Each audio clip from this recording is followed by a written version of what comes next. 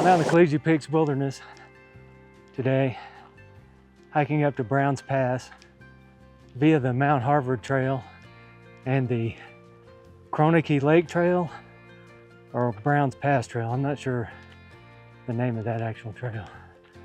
I'll find out here in a minute. September 20th, so fall has started. The aspens are popping off. They're not at peak, but they're getting there.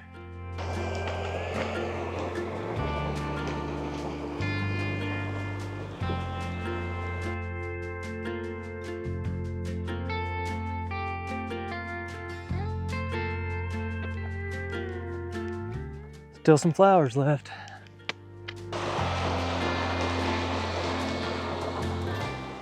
McDonald's sausage, egg, and biscuit.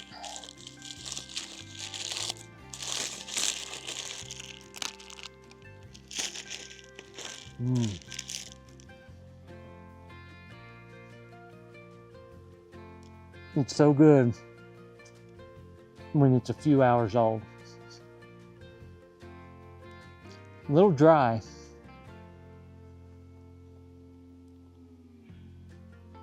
But pretty tasty. I'm almost 4 miles in to a 7.5 mile destination, that being Browns Pass. Trail's been completely in the woods, the tall trees, not very many views, certainly no big views, and not many campsites. My plan was to hike up to the pass and then come back a couple of miles and camp.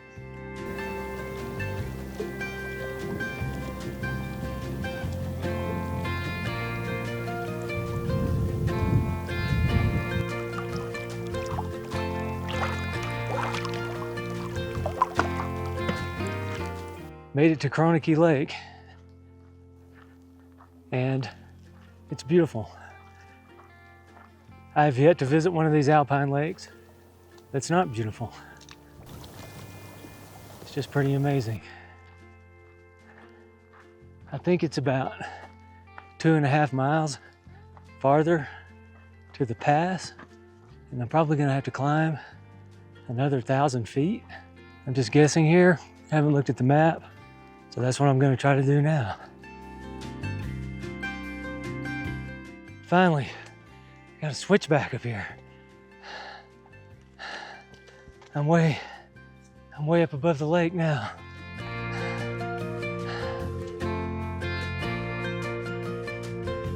There's a fantastic lookout way up above the lake. Wow, that's amazing. I'm standing on the edge of a cliff here. Can't take a step back. Don't let Gina see this. She says I'm always getting too close to the edge.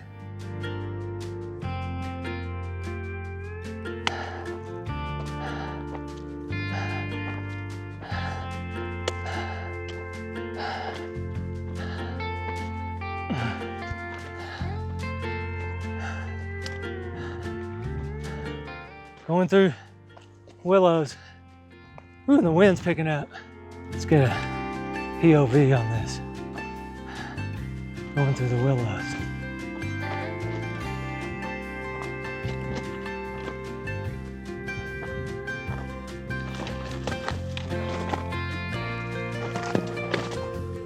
This is trench warfare. Man. I've never seen a trail with a trench like this in it.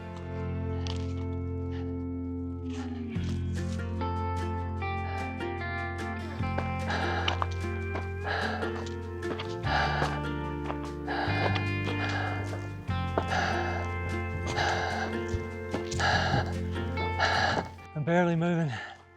I'm at, I don't know,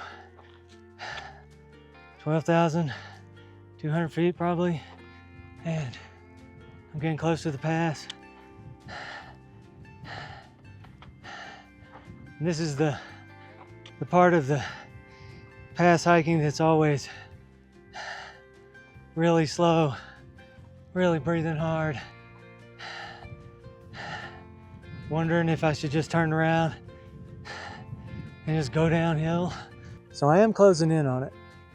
It's right up there where that little hump is, I think. Check out this view up here. It's windy, but it's magnificent. Wow. All right, this is it. Browns Pass. Hope the wind doesn't blow my camera over. Well, back over there. Oh my gosh. This is freaking beautiful.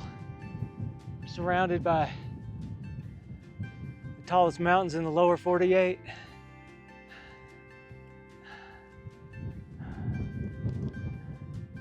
Rivaled only by the Sierra Nevada in California. Okay, check out my view. There's a bunch of 14ers in it. The closest one there is Mount Yale. And way out there on the far, far, far horizon is Pikes Peak. It's probably about 70 miles as the crow flies from here. Over here on the west side of the pass, another bunch of 14ers. I'll get out the peak finder and ID them. Well, I was wrong.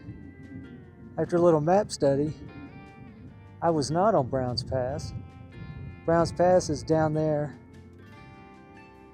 in that canyon, and the trail goes around the side of this mountain and over that shoulder, and then you have to drop down to get to the pass. You have to drop down about 500 feet, so I'm not going to do that. That's what I get for not looking at the map. I don't like to look at the map too much because there's always farther to go than I think there is. So I never even paid attention to the map. I just thought when I got up here to this actual pass, this is the highest part, that this would be the pass. But I was wrong. It's probably another at least 3/4 of a mile over to the official pass on the map.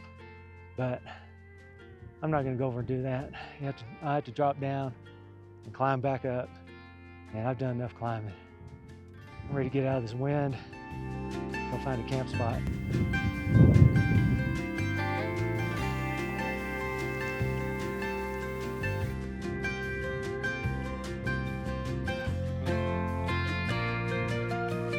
Now that was a true high alpine pass, 12,500 feet.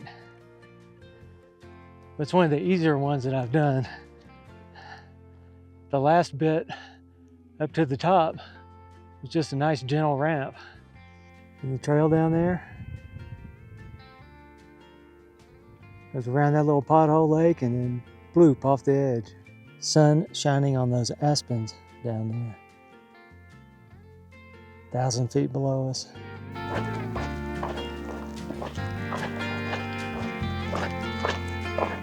All right, camp is made.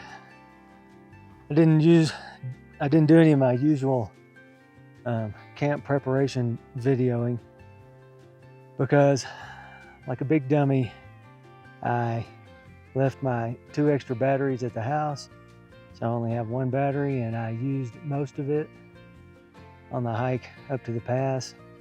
And so for the past hour, I've been charging it via the camera from my battery bank. My chicken fettuccine Alfredo is ready. I'm fixing to sit down on my new Helinox stool.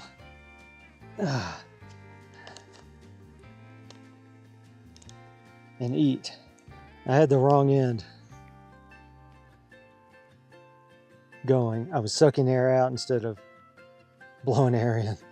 Yeah, that's good. This is my go-to now that Mountain House stopped making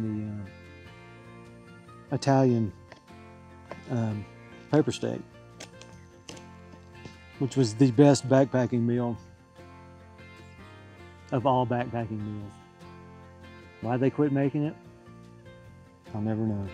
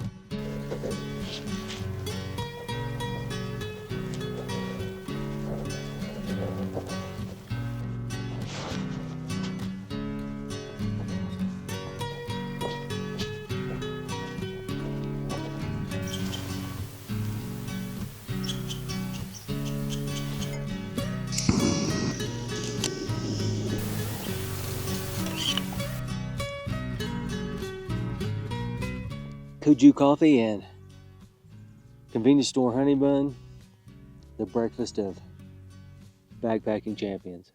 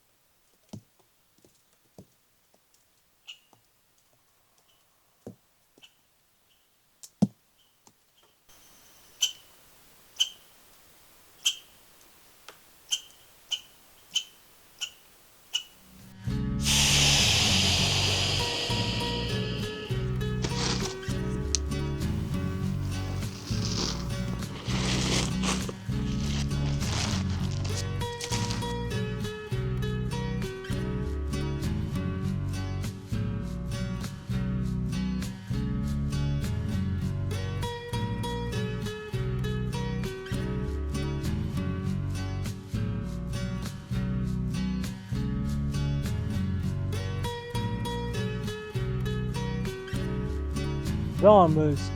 Dawn. Get out of here.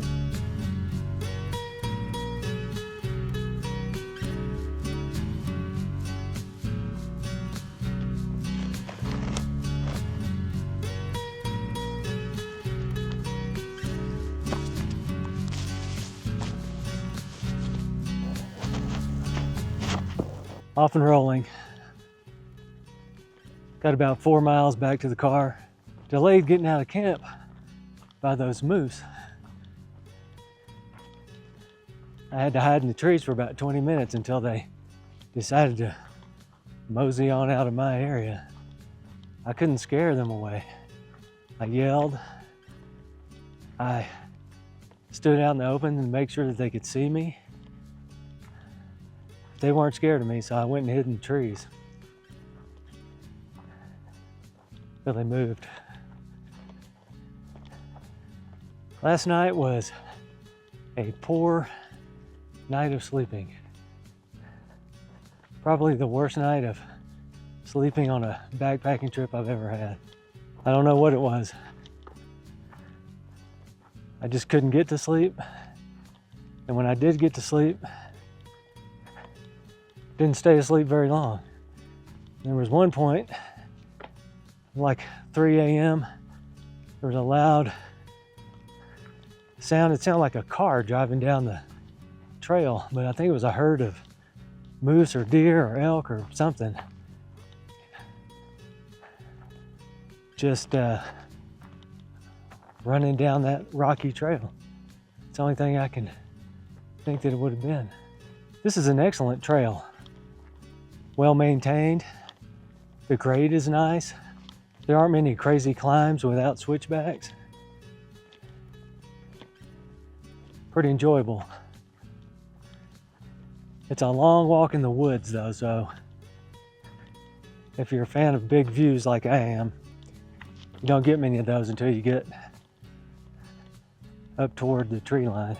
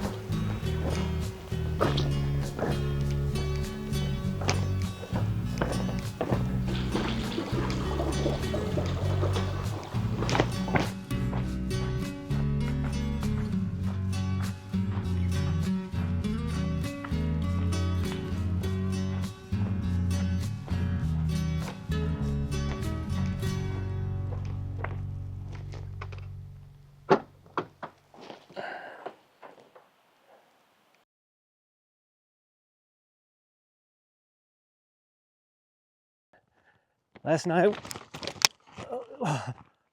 holy shit, I almost bought the farm right there. Woo! I guess I should film in a spot with better footing.